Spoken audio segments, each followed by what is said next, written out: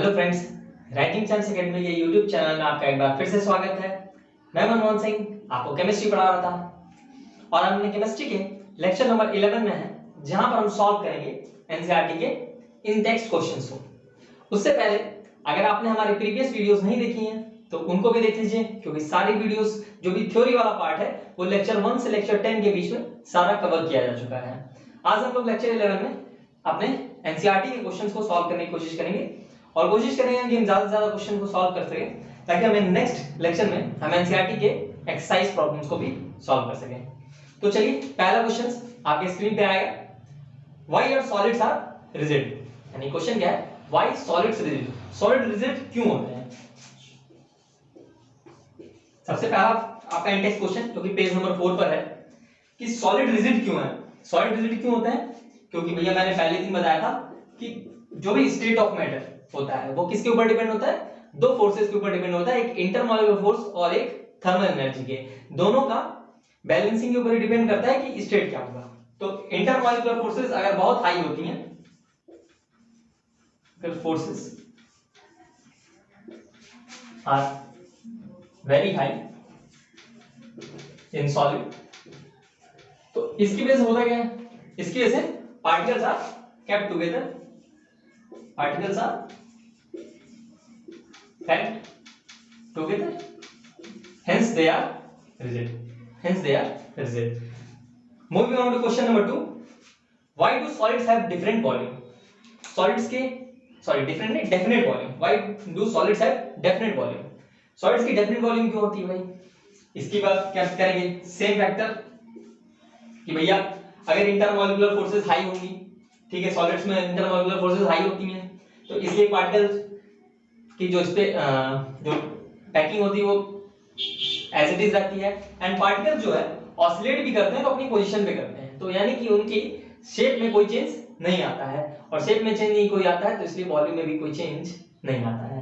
तो इसलिए particles are packed together, hence they oscillate at their, ये सॉल्यूशन 2 लिखना होगा, ठीक है, so at their mean position, therefore their volume not change, यानी कि उनकी वॉल्यूम चेंज नहीं होगी। तो सिंपल सा था, ठीक है, यानी solve question 1 and question 2 very easy.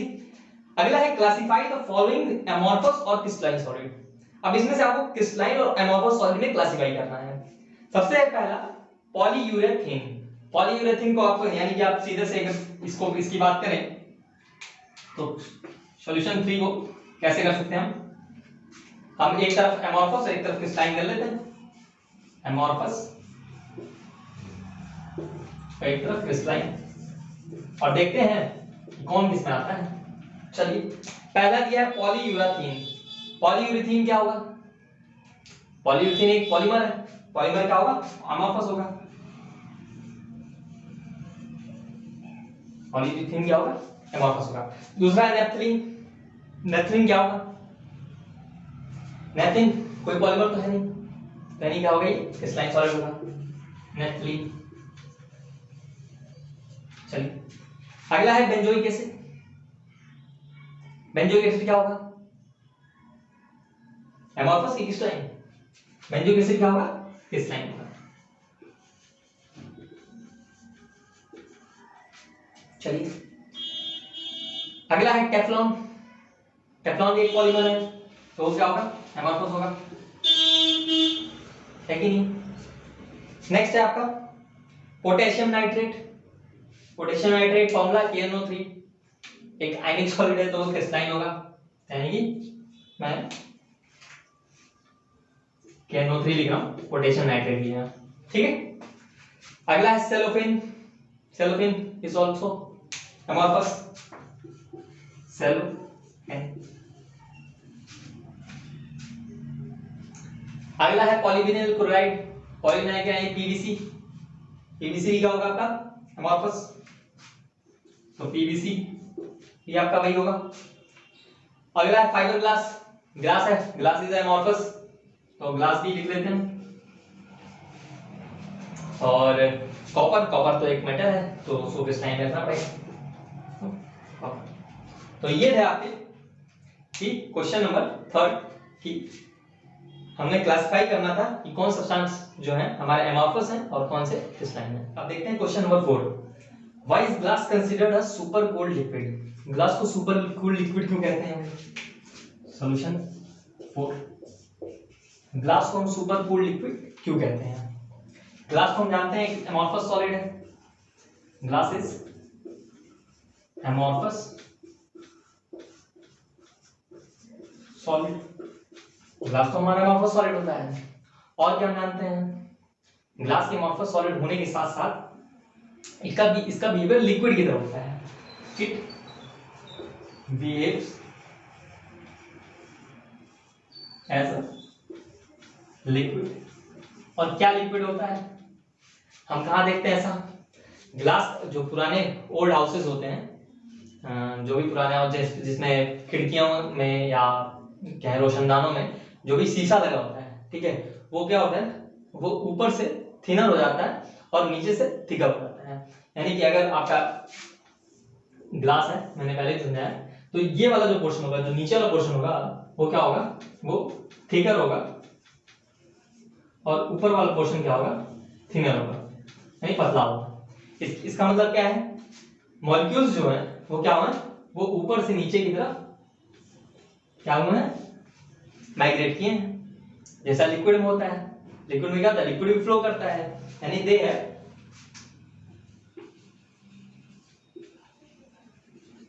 Fluid characteristic, fluidity है इनके अंदर। साथ में अगर हम बात करें कि ये एक कंडेंस लिक्विड के फॉर्म में, अगर मैं लिक्विड को कंडेंस कर दूं, condensed liquid having high viscosity, तो इसलिए इसकी विस्कोसिटी यानी कि विस्कस फोर्स जो है ज्यादा होती है, इसलिए ग्लास है तो सॉलिड जिसकी कंडेंसेशन इसका बहुत अच्छा है, ठीक है, इनको जमा के रखा गया है, लेकिन साथ में क्या है, इसकी प्रॉपर्टी जो लिक्विड की प्रॉपर्टी वो भी शो करता है, इसलिए ग्लास को क्या कहता है, सुपर कूल्ड लिक्विड कहा जाता है। ठीक है, मेरी बात समझ में आ गई होगी कि ग्लास, क्योंकि पुराने हाउसेस में जो है देखा गया ये कैरेक्टरिस्टिक कि मॉलिक्यूल्स ऊपर से नीचे की तरफ माइग्रेट कर रहे हैं, यानी कि इनकी कैरेक्टरिस्टिक फ्लूइड कैरेक्टरिस्टिक्स है, फ्लूइड कैरेक्टरिस्टिक होने की वजह से इनको सुपर कूल्ड लिक्विड कहा जाता है। चलिए नेक्स्ट क्वेश्चन की बात करते हैं। नेक्स्ट क्वेश्चन है आपका, refractive index of a solid is observed to have the same value along all directions, यानी कि रिफ्रैक्टिव इंडेक्स की वैल्यू जो है वो हर डायरेक्शन में क्या है, सेम है। Comment on the nature of the solid. मैंने बताया था कि आइसोट्रोपिक प्रॉपर्टी के बारे में, आइसोट्रोपिक एंड अनिसोट्रोपिक प्रॉपर्टी के बारे में, कि अगर properties like refractive index, electrical conductivity अगर ये सेम होती हैं ऑल डायरेक्शन में, ठीक है, तो उसको बोलते हैं आइसोट्रोपिक, और अगर डिफरेंट होती हैं ऑल डायरेक्शन में तो उनको हम बोलते हैं अनिसोट्रोपिक। और यहां पे बोला है कि रिफ्रैक्टिव इंडेक्स जो है वो सेम है ऑल डायरेक्शन में, यानी given that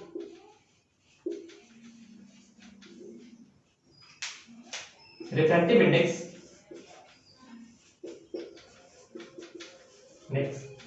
is same in all direction।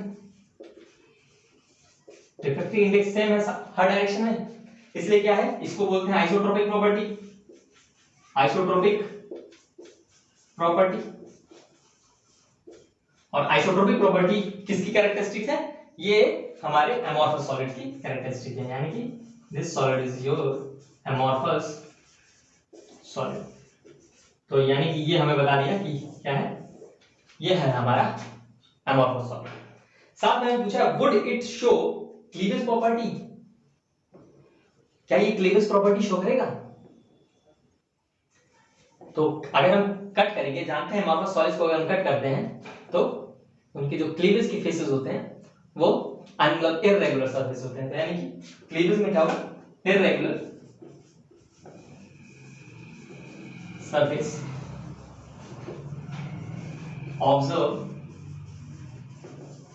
On cleavage. ठीक है, तो ये था हमारा क्वेश्चन नंबर 1 टू 5। अब हम लोग अगला चलते हैं क्वेश्चन नंबर 6 की तरफ। चलिए अब हम लोग देखते हैं question number 6। Classify the following solids in different category based on the nature of intermolecular forces operating in them. यानी कि हमको क्लासिफाई करना है उन सारे जो भी दिए हैं आपके कंपाउंड्स कहें या मैं कहें सॉलिड्स दिए हैं, उनको हमें क्या करना है, उन्हें क्लासिफाई करना है इंटरमॉलिक्यूलर फोर्सेस के बेसिस पे। तो हमें याद होगा इंटरमॉलिक्यूलर फोर्सेस के बेसिस पे हमने सॉलिड्स को कितने वे में क्लासिफाई किया था, 4 वेज में क्लासिफाई किया था। एक था हमारा आयनिक सॉलिड्स, दूसरा था हमारा कोवैलेंट सॉलिड्स, तीसरा था हमारा मॉलिक्यूलर सॉलिड्स और चौथा था हमारा मेटेलिक सॉलिड्स। तो हमें यहाँ पे क्लासिफाई करना है इनको कि कौन से किसमें आएंगे। ठीक है, तो चलिए क्लासिफाई करना चालू करते हैं हम लोग, है कि नहीं।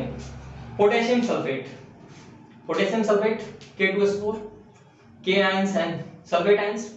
तो सिंपल सी बात है, आयंस दिख रहे हैं तो इसलिए आयनिक होगा, यानी कि ये हो जाएगा हमारा पोटेशियम सल्फेट जो है वो हमारा आयनिक हो जाएगा। चलिए, और नेक्स्ट टिन है। टिन एक मेटल होता है, तो टिन का सिंबल क्या होता है, Sn। ठीक, बेंजीन, बेंजीन एक क्या है, C6H6 मॉलिक्यूल है, मॉलिक्यूल है तो मॉलिक्यूलर सॉलिड्स होगा, यानी कि बेंजीन। और इसको मैं C6H6 लिखता हूं। साथ में अगर मैं बात करूं इनके बीच के फोर्सेस की, तो इसमें कोई पोलैरिटी तो है नहीं, तो इसको हम कह सकते हैं कि नॉन पोलर सॉलिड्स है। ठीक है, नॉन पोलर वाला है, हमने इसको क्लासिफाई किया हुआ है, ये नॉन पोलर वाला है।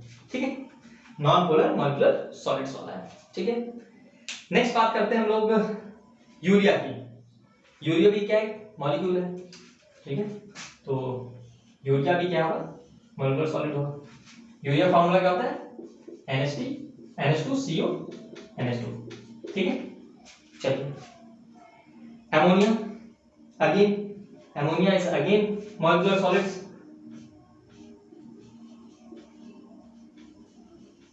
अमोनिया का फार्मूला क्या होता है, NH3। और मैं ये कहूं अमोनिया के अंदर साथ में हमारा हाइड्रोजन बॉन्ड भी प्रेजेंट होता है, जो कि N है। ठीक है, NNH है, तो ये हाइड्रोजन बॉन्ड वाला है। ठीक है, हाइड्रोजन बॉन्डेड है। ठीक है, वाटर, वाटर तो हाइड्रोजन बॉन्डेड होगा ही, तो H2O लिख देता हूं मैं, और इसको भी H बॉन्डेड लिख देता हूं मैं। इनके बीच की फोर्स कौन सी है, इंटरमॉलिक्यूलर फोर्स, हाइड्रोजन बॉन्ड है।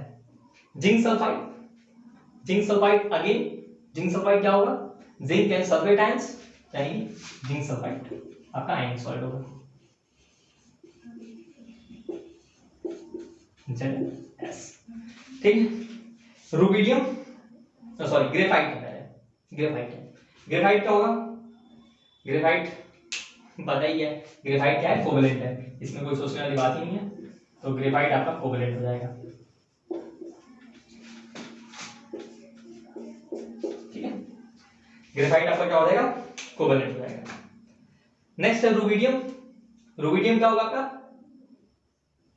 मेटल, तो रुबिडियम।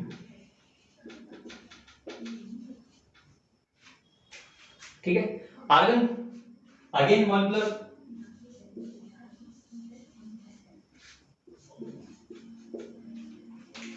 सिलिकॉन कार्बाइड, कार्बाइड जितने थे वो क्या हो रहे थे, वो थे कोवैलेंट सॉलिड। ये मैंने आपको जब पढ़ाया था इंटरमॉलिक्यूलर फोर्सेस तो वहां बताया था, तो यानी कि सिलिकॉन कार्बाइड जो है SiC, ठीक है, ये क्या हो गया, कोवैलेंट सॉलिड है। हमने इनको क्लासिफाई कर लिया है कि नहीं। ठीक है, बढ़िया, समझ में आ गया होगा कैसे क्लासिफाई किया है। जो भी मॉलिक्यूल्स हैं उनको हमने मॉलिक्यूलर सॉलिड्स कह दिया, मेटल्स को मेटेलिक सॉलिड्स कह दिया। ठीक है, आयंस थे तो आयनिक सॉलिड्स कह दिया, और कोवैलेंट सॉलिड्स जो है उनकी अलग हमें क्लास थी, पता थी, तो हमने कर दिया।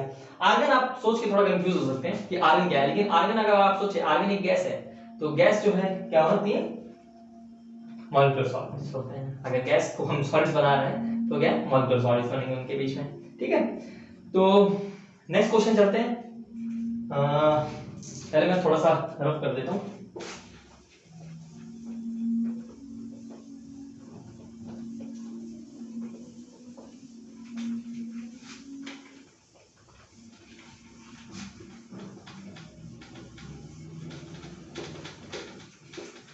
चलिए let's take question number 7। Question number 7 क्या कह रहा है? क्वेश्चन नंबर 7 कह रहा है solid is very hard electrical insulator. यानी कोई सॉलिड ए है, ठीक है, सॉलिड ए है, वो क्या है? वेरी हार्ड है। सबसे पहली प्रॉपर्टी इसकी दी है हार्ड है, साथ में दूसरा क्या दिया है? इलेक्ट्रिकल इंसुलेटर है, solid as well as in molten state, solid as well in molten, ये आपको गिवन है भाई, ठीक है। And melts at extremely high temperature, लेकिन मेल्टिंग पॉइंट जो है वो क्या है? वो हाई है इसकी। What type of solid is it? कौन से टाइप का सॉलिड है? यानी आपसे ये बेसिकली पूछना चाहता है कि ये कौन सा सॉलिड है आपका, ठीक है। यानी मॉलिक्यूलर सॉलिड्स है, कोवलेंट सॉलिड है, आयनिक सॉलिड है कि मेटेलिक सॉलिड है। तो आप जरा खुद सोचो, हार्ड कौन कौन से होते हैं? हार्ड की अगर बात करें तो मॉलिक्यूलर सॉलिड्स हार्ड तो होते नहीं है, ठीक है। तो मॉलिक्यूलर सॉलिड का पत्ता कट गया, यानी कि आपको चार में से क्लासिफाई करना था, आयनिक, कोवलेंट, मॉलिक्यूलर एंड साथ में आपका मेटेलिक, ठीक। चलिए देखते हैं इसको, ठीक है। अब देखिए हार्ड तो कौन कौन से होते हैं? आयनिक भी हार्ड होता है और कोवलेंट भी हार्ड होता है और मेटेलिक। हार्ड मॉलिक्यूलर नहीं होते हैं। तो मॉलिक्यूलर का पत्ता कट गया है कि नहीं? मॉलिक्यूलर का पत्ता कट गया, ठीक है। अब इलेक्ट्रिकल इंसुलेटर कौन से होते हैं? Solid as well as in molten state. अब देखिए आयनिक तो क्या होते हैं? इलेक्ट्रिकल इंसुलेटर होते हैं सॉलिड में, लेकिन मॉल्टेन स्टेट में वो भी कंडक्टर होते हैं। यानी इनका भी पत्ता कट गया, क्योंकि दोनों में उसने कहा है दोनों में क्या होना चाहिए? Electrical insulator. और मेटेलिक तो सॉलिड में ही हो, सॉलिड में भी क्या होते हैं? कंडक्टर्स होते हैं, तो इसका भी पत्ता कट गया। बाकी कोवलेंट की मेल्टिंग पॉइंट हाई होती है, तो इसलिए आपका करेक्ट ऑप्शन क्या हो जाएगा? This is covalent solid. Simple था, ठीक है, कोई सोचना नहीं था। आप अगर थोड़ा सा सोचेंगे तो इसमें काम आपका बन जाएगा। चलिए नेक्स्ट क्वेश्चन देखते हैं हम लोग, क्वेश्चन नंबर 8 की तरफ, ठीक है। ये सब बहुत इजी क्वेश्चंस हैं, इंटेक्स क्वेश्चन में है, लेकिन ये बहुत सारे ही इजी क्वेश्चंस हैं, इसमें कोई टेंशन वाली बात नहीं है। अब क्या है? आयनिक solids conduct electricity in molten state but not in solid state. Explain. कह रहा है क्वेश्चन नंबर 8 है आपका कि क्यों आयनिक सॉलिड्स जो है वो मॉल्टेन स्टेट में कंडक्टिविटी करते हैं लेकिन सॉलिड स्टेट में नहीं करते हैं, ठीक है। अब इसका सिंपल सा रीजन है कि आपको कंडक्शन के लिए क्या चाहिए होता है? कि आपका आयंस का फ्लो, इलेक्ट्रॉन्स का फ्लो, मतलब फ्लो होना चाहिए, ठीक है। फ्लो ऑफ आयंस अगर होगा, ठीक है, तब आयनिक सॉलिड की कंडक्टिविटी पूरी डिपेंड करती है कि कितना फ्लो ऑफ आयंस हो रहा है, ठीक है। अब क्योंकि सॉलिड्स है तो सॉलिड्स के अंदर तो मूवमेंट होती ही नहीं है, यानी आयंस मूव करेंगे नहीं। जब आयंस मूव नहीं करेंगे तो क्या होगा? तो कंडक्टिविटी नहीं होगी, इसलिए वो इंसुलेटर होते हैं। यानी conductivity of ionic solid depend on movement of ions, और in solid state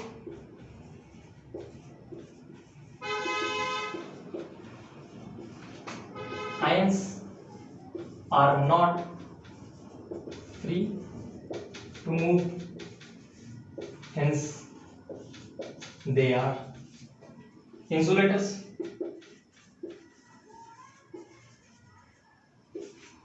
Or in molten state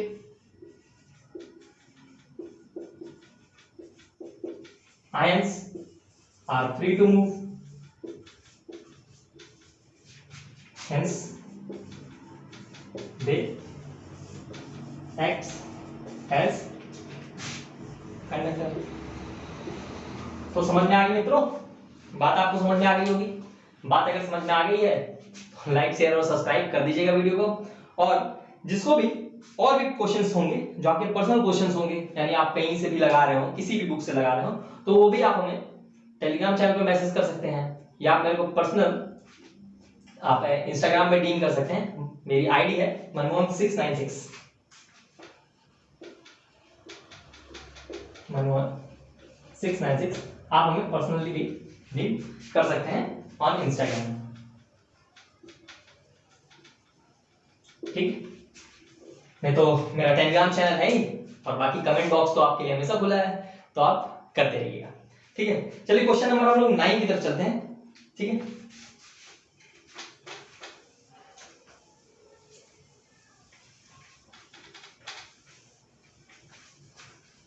question number 9। Question number 9 क्या है? What type of solids are electrical conductors, malleable and ductiles. Simple सा answer है कि malleable और ductile किसकी property होती है भाई? अब आयनिक सॉलिड्स की प्रॉपर्टी तो होती नहीं है, कोवलेंट की भी नहीं होती है, मॉलिक्यूल्स की भी नहीं होती है, तो किसकी होती है? मेटेलिक की होती है। सिंपल सी बात है, इस क्वेश्चन पे कोई बात ही नहीं करनी थी। यानी क्वेश्चन 9 का आंसर मुझे मानी था कि आपका जो है कौन सा solid electrical conductor and malleable and ductile है, यानी कि हमारे मेटेलिक सॉलिड्स। यानी क्वेश्चन 9 का आंसर क्या है? मेटेलिक सॉलिड्स है। ठीक है, चलिए हम लोग अपने नेक्स्ट क्वेश्चन नंबर 10 की तरफ चलते हैं। अब क्वेश्चन नंबर 10 क्या है? Give the significance of a lattice point. कि लैटिस पॉइंट का सिग्निफिकेंस क्या है? मैंने आपको जिस दिन क्लासिफिकेशन कराया था उसके बाद हमने जब क्रिस्टल लैटिस के बारे में पढ़ा था, तो मैंने आपको बताया था, जो भी क्रिस्टल लैटिस वाला मेरा लेक्चर है वहां पे जाके आप देखेंगे, तो मैंने बताया था कि लैटिस पॉइंट की कैरेक्टरिस्टिक क्या है। यानी कि हम कभी भी क्रिस्टल स्ट्रक्चर पढ़ने से पहले हम कुछ बातें एज्यूम करते हैं कि एटम और आयंस को हम पॉइंट के रूप में डिनोट करेंगे। ठीक है, एटम आयंस या मॉलिक्यूल होगा उसको हम पॉइंट के रूप में डिनोट करेंगे, और जो लाइन, जो भी फिगर बनता है उसमें लाइन जो होती है वो एक्चुअली में लाइन जो है सिर्फ रिजिडिटी बताने के लिए किया गया है, लाइन एक्चुअली में प्रेजेंट नहीं होते हैं। ठीक है, अब हमको यहाँ पूछा है significance of a lattice point. Lattice point का सिग्निफिकेंस क्या है? लैटिस पॉइंट की सिग्निफिकेंस की बात करें हम, तो लैटिस पॉइंट क्या है? लैटिस पॉइंट वो प्लेस है, ठीक है, जहां पे एटम, आयंस या मॉलिक्यूल जो है प्रेजेंट होते हैं, वही क्या है हमारा सिग्निफिकेंस है लैटिस पॉइंट का। चलिए अब बात करते हैं क्वेश्चन नंबर 11 की। Name the parameters that characterize a unit cell. अब मैंने पैरामीटर्स भी आपको बताए थे कि कौन कौन से पैरामीटर्स होते हैं यूनिट सेल को, जो यूनिट सेल के डिस्क्राइब करते हैं। तो उसके लिए मैंने बताया था 6 पैरामीटर्स होते हैं। सॉल्यूशन है ये आपका 11। आपके टोटल कितने पैरामीटर्स होते हैं? 6 पैरामीटर्स होते हैं। पैरामीटर्स जिनको हम डिनोट करते थे ए बी सी से, और अल्फा बीटा और गामा से। जहां पे ए बी सी थे हमारे किसके कोऑर्डिनेट थे? लेंथ के पैरामीटर थे, और अल्फा बीटा गामा हमारे एंगल के पैरामीटर थे। ठीक है, सिंपल था। तो ये पूछा name the parameter that characterize the unit cell, तो आपने कर दिया।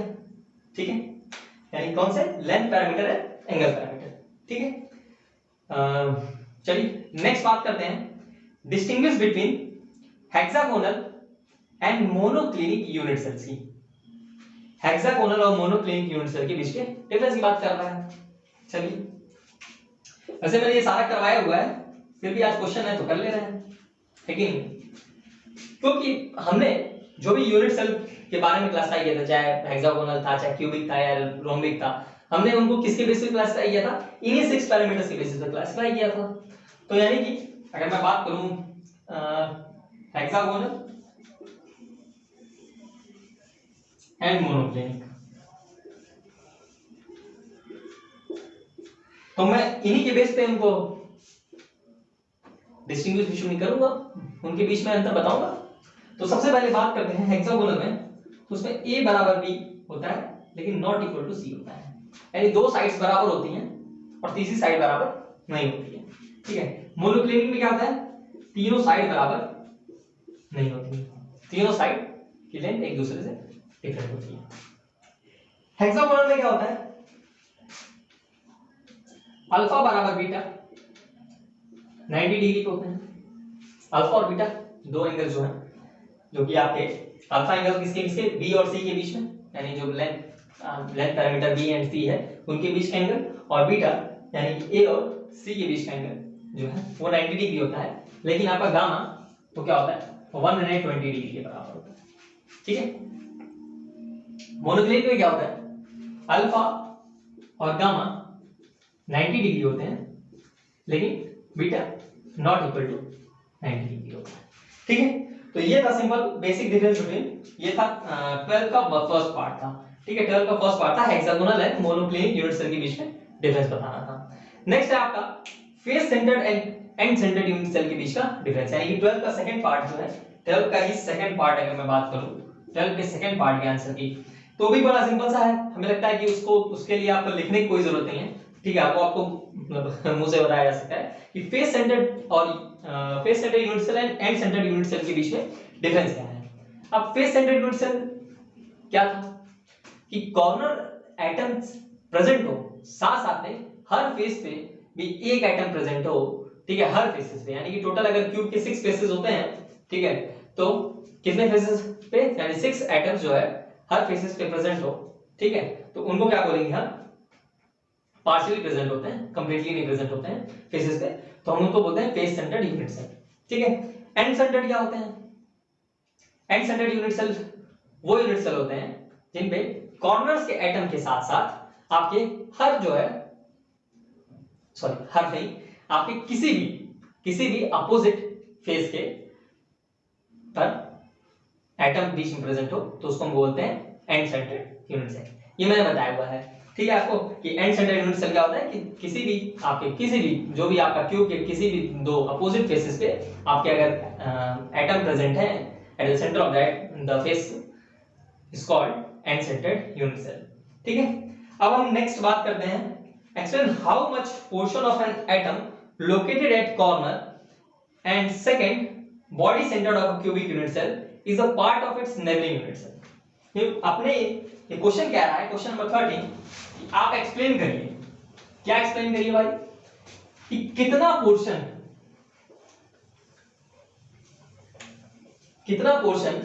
आपका कॉर्नर वाला एटम और कितना पोर्शन आपका बॉडी सेंटर वाला एटम आपके यूनिट सेल से मतलब नेबरिंग यूनिट सेल से शेयर होता है। तो अगर हम कॉर्नर एटम्स की बात करें, कॉर्नर एटम्स मैंने आपको बना के फिगर में बताया था कि कॉर्नर एटम्स क्या होते हैं, वो 8 यूनिट सेल से शेयर होते हैं, यानी कितने नेबरिंग यूनिट से शेयर होगा 8 यूनिट से, और सब में कंट्रीब्यूशन कितना होगा, कितना पार्ट पूछा है कितना पार्ट वो जो है नेबरिंग यूनिट सेल में प्रेजेंट होगा। ठीक है, कितना पार्ट नेबरिंग यूनिट सेल में प्रेजेंट होगा।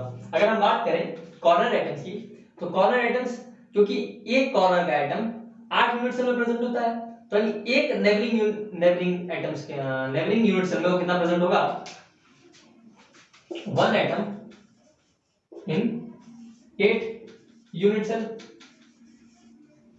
तो एक यूनिट सेल का कंट्रीब्यूशन कितना हो जाएगा भाई उसका 1/8,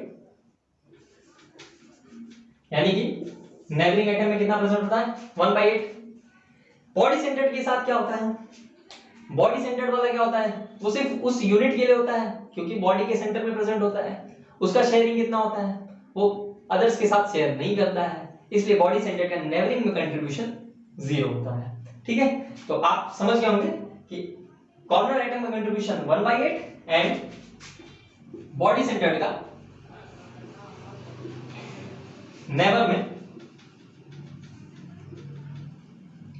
नेबरिंग कंट्रीब्यूशन 0। ठीक है, तो ये सिंपल सा था। ठीक है, तो हमारा 13 क्वेश्चन हो गए हैं।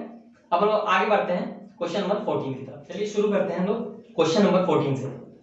What is the two dimensional coordination number of a molecule in a square closed packed layer, यानी कि 2 डायमेंशनल कोऑर्डिनेशन नंबर बताना है, 2 dimensional coordination number of a molecule in a square closed packed layer. Square closed packed layer में coordination number क्या होता है, यानी कुछ सॉल्यूशन 14 स्क्वायर क्लोज जो भी होता है pack layer, square close 2D pack layer आपको मैंने बना के दिखाया था, उसमें एक एटम कितने एटम से सराउंडेड होता था?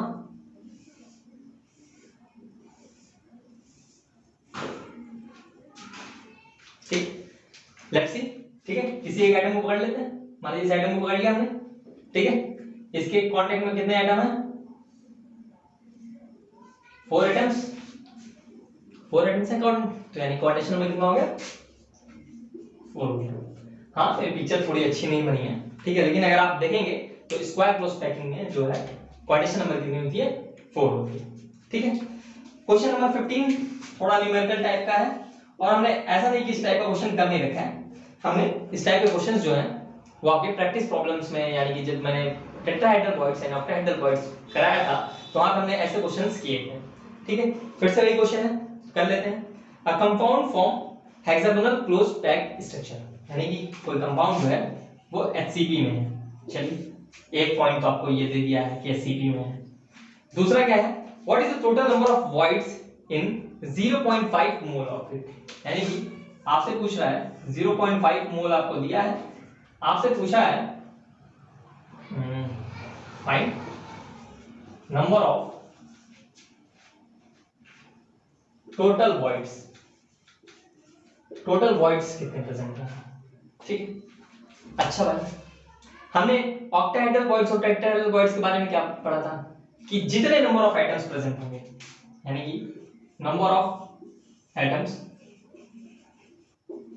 involved in closed packing is equal to number of octahedral voids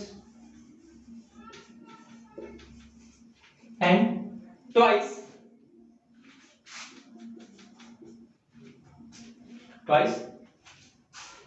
number of into 2 number of tetrahedral voids, यानी कि जितने एटम्स प्रेजेंट होंगे उनका डबल टेट्राहेड्रल वॉइड्स होगा और उतने ही number of octahedral voids present होंगे। तो पहले यहां पता तो चले कितने नंबर ऑफ एटम्स हैं, है कि नहीं? बड़े सिंपल सा है, 0.5 मोल प्रेजेंट है, टोटल नंबर ऑफ एटम्स निकाल सकते हैं यूजिंग मल्टीप्लाइंग एवोगैड्रो नंबर। तो number total number of atoms क्या हो जाएगा आपका? टोटल नंबर ऑफ एटम्स की बात करेंगे तो 0.5 into 6.022 into 10 to power 23 और मल्टीप्लाई करेंगे भाई सीधे 6.022 का हाफ हो जाएगा 3.011 into 10 to power 23 एटम्स हो जाएंगे। ठीक है कि नहीं? ठीक है, तो नंबर ऑफ ऑक्टाहेड्रल वॉइड्स कितने हो जाएंगे? इसी के बराबर हो जाएंगे। तो नंबर ऑफ ऑक्टाहेड्रल वॉइड्स बराबर कितने हो जाएंगे? वो भी डिनोट करना है भाई, ठीक है, वो हो जाएंगे 3.011 into 10 to power 23। ठीक है, नंबर ऑफ टेट्राहेड्रल वॉइड्स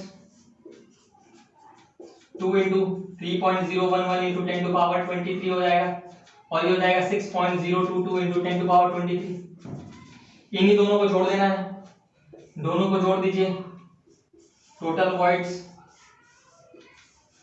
आ जाएंगे आपके, जोड़िए 3 और 6 3 9, सॉरी उल्टा कर रहे हैं, ठीक है, 2 1 3 3 0 and 6 3 9 into 10 to power 23। तो यानी कि this is your number of voids. तो टोटल नंबर ऑफ वॉइड्स कितने हो जाएंगे? 9.033 into 10 to power 23। बड़ी सिंपल क्वेश्चन था, कुछ नहीं करना था आपको, बस आपको डेटा दिया था, डेटा आप जान गए, ठीक है, तो आपको पता चल गया कैसे हमने क्वेश्चन सॉल्व करना था। ठीक है, चलिए नेक्स्ट क्वेश्चन चलते हैं, क्वेश्चन नंबर 16। तो क्वेश्चन नंबर 16 क्या कहता है? आप वीडियो पॉज करके, आप जो भी आप देख रहे हैं, वीडियो पॉज करके आप नोट डाउन कर सकते हैं, ठीक है, और फिर आप अपना नोट्स बना ही लेंगे, ठीक है। बाकी नोट्स जो है आज के वीडियो के बाद अपलोड हो जाएगी, ठीक है, हमारे टेलीग्राम चैनल पे आप जाके नोट्स को डाउनलोड कर सकते हैं, ठीक है।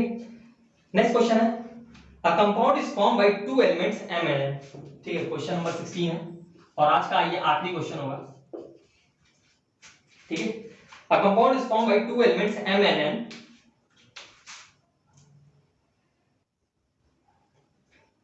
M and N से कोई कंपाउंड बन रहा है, ठीक है। N element form CCB, N जो है वो क्लोज पैकिंग कर रहे हैं और M जो है वो 1/3 टेट्राहेड्रल वॉइड्स जो है वो ऑक्यूपाई किया है। What is the formula of the compound? Formula compound का क्या होगा? ठीक है, चलिए बड़ा सिंपल था, ये भी क्वेश्चन इस टाइप का किया हुआ है हमने। मान लेते हैं कि आपके सेम वही फॉर्मूला कि let n number of atoms form CCP। ठीक है, n number of atom CCP form कर रहे हैं, तो टोटल टेट्राहेड्रल बॉन्ड्स कितने हो जाएंगे? टोटल टेट्राहेड्रल बॉन्ड्स 2n हो जाएंगे, ऑक्टाहेड्रल बॉन्ड्स कितने हो जाएंगे? n हो जाएंगे। ठीक, कोई दिक्कत की बात नहीं है। अब आपके अगर n number of atom form CCP हैं तो आपका नंबर ऑफ n बराबर n एटम्स स्मॉल n के बराबर हो जाएंगे। आपको अब m जो है वो टोटल जितना भी टेट्राहेड्रल बॉन्ड्स है उसका 1/3 ऑक्यूपाई कर रहा है। आपके पास टोटल टेट्राहेड्रल बॉन्ड 2n है तो आपके 2n का 1/3 निकाल लेंगे। Number of atoms of n जो है, n के एटम्स तो हमने जान लिए n होंगे क्योंकि वो जितना एटम हमने सपोज किया है CCP के लिए। ठीक है, number of atoms of m क्योंकि क्या है 1/3 टेट्राहेड्रल बॉन्ड्स को ऑक्यूपाई कर रहा है। टोटल टेट्राहेड्रल बॉन्ड्स जो हैं वो कितने हैं आपके? टोटल टेट्राहेड्रल बॉन्ड आपके 2n है तो 1/3 2n का निकाल लेंगे तो हो जाएगा 2/3 n। तो आप बात करेंगे formula of compound. Formula of compound क्या होगा? m रेशियो n यानी n रेशियो सॉरी 2/3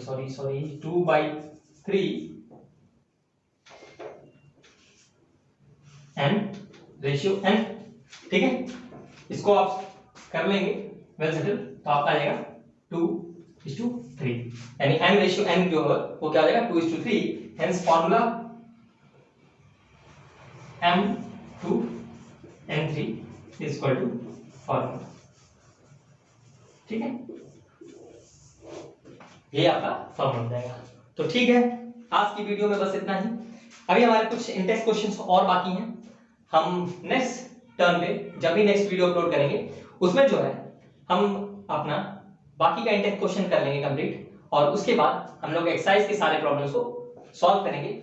और जो प्रॉब्लम्स रिपीटेड होंगे यानी कि जो मैं पहले इंटेक्स क्वेश्चन में करवा चुका हूं या मैं पहले आपको वीडियोस में करा चुका हूं उनको हम सिर्फ एक्सप्लेन करेंगे, और सॉल्व का पार्ट जो है जो कि जिसमें लॉन्ग मैथमेटिक्स आएंगे उनको मैं सिर्फ एज इट इज करके छोड़ दूंगा। ठीक है, यानी फॉर्मूला बता दूंगा, आप मल्टीप्लाई डिवाइड तो कर ही सकते हैं तो आप उसको सॉल्व कर लीजिएगा।